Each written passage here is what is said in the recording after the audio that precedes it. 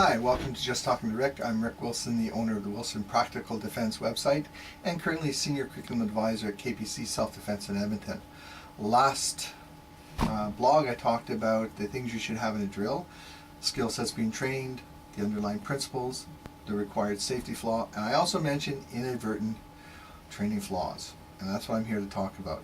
An inadvertent training flaw is something that works in the context of the drill or the context of that training, but when it bleeds into the area that you're really wanting to train, if that's the way it works, like for me, counter assault, then it becomes a flaw. I'm going to talk about full contact sparring, ground grappling, and flow drills. These are all excellent training. This is not a bash on any of them. They all teach you skills and principles that you should be able to bring over into your counter assault. That's not the issue. Let's take full contact sparring. Full contact sparring, if you're doing it for competition, you want to not only finish, but you want to win the match, whether that's by decision or whatever.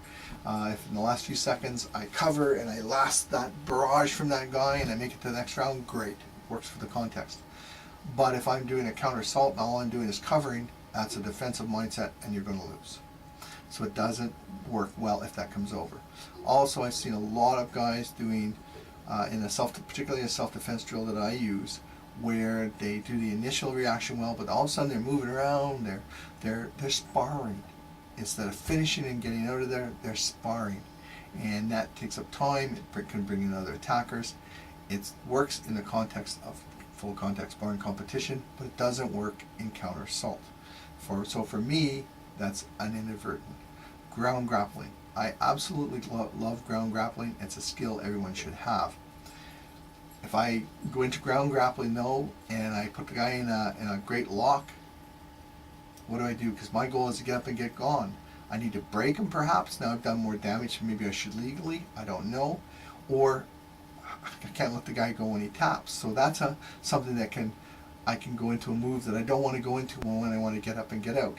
That's why I think if you look at a lot of training, you'll see there's a different approach in Brazilian Jiu-Jitsu when they go pure self-defense and when they go competition.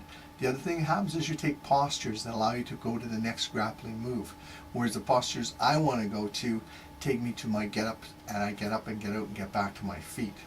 So if I find that people I'm training bring too much of that in, I've got to deal with that. It works great in the context of what they're doing. It's not a flaw there. It is for me when it comes into counter assaults. Flow drills. I love flow drills. I think they teach a lot of good things. Tactile sensitivity, reading the attack, a lot of things. But the only way a flow drill works is if you don't end it and you carry on. Counter assault, I want to end it and I want to get out of there. I do not want to do things that take the next move and move me into them or give them an opening to go in. So again, these things are not flaws in the context of that training. And as long as they don't come into your counter assault training, you're fine. But if you find they do, then you've got to deal with it. You either have to change the way you're doing the drills, maybe you're overtrained it, maybe you need to really hammer some of your counter assault training so that those things don't become your conditioning. Okay? Because I think Randy King said it really nice. This is not your training that comes out, it's your conditioning. So make sure you're really clear on what you're conditioning. Context of those things are great where they're being used, but when they bleed into your other training, if that you have different goals like I do for counter assault and self-defense, then for me they're an inadvertent training flaw and I have to deal with them and eliminate them. So I'm Rick Wilson. Hope you enjoy your training. Please stop by and check out my website. Thank you very much. Have a great day or evening.